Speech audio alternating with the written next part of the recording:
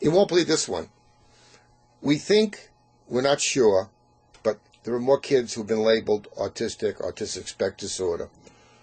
Okay. If we took the mercury, maybe some aluminum, some inverts out of the vaccines, then the autistic rates should have gone down. Is that correct?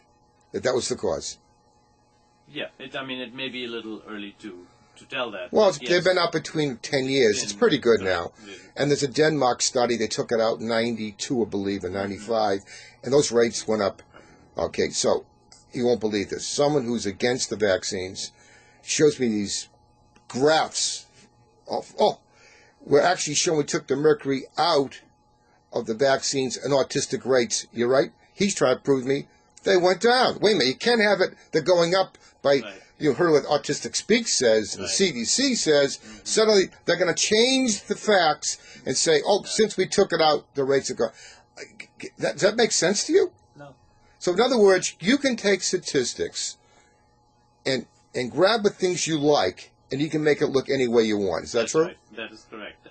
Another example is somebody has used a graph of increased usage of services, support services for autistic children, and use that as evidence to say, well, therefore the incidence of autism is on the increase. Well, there's more awareness, more availability of services. That doesn't necessarily mean the actual total number of cases of autism has increased. So you could use statistics to suit you. That can be false. I did a lot of video on autism, and the more I get into it, the less I know, because if a kid has social issues, making friends, has poor communication skills, and some repetitive something or other, that's called autism to a lot of people. What happens if a kid has no IQ of virtually way under 50, he doesn't function? I have no retarded kids in my practice. They're all autistic. People do not want to say, my kid is retarded. They use this. Now, I don't know the right answer here. All I know is you can label a disease any way you want. And I think the only fair answer here is we have to have people who have been certified to make that diagnosis and say what you're talking about. Because Albert Einstein, by some groups, has been labeled autistic. He was a little dyslexic. Steven Spielberg is labeled autistic. Bill Gates, pretty bright guy, was now been labeled by some groups as autistic. Well, they're pretty smart guys. Sir Isaac Newton, some people think, was autistic. Maybe I would like to be called now. It's out of control.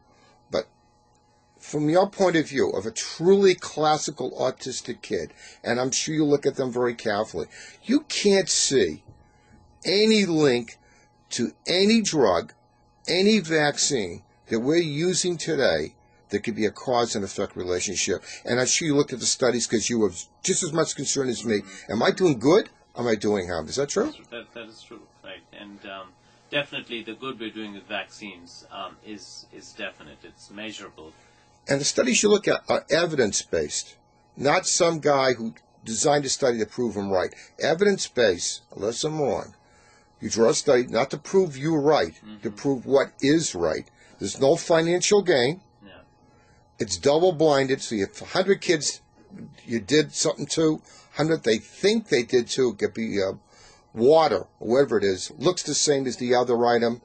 Whoever opens up the key for the numbers has nothing to do with the study. It's duplicated in more than one area. It's reviewed by a legitimate journal. And then the conclusion, maybe we'll accept that, and we still don't accept it the first time it's published. Is that true? That's true. You review it and review it. Yeah, and that's the thing. That's the best way to evaluate something, is to look at the available body of evidence and have a panel of experts review it.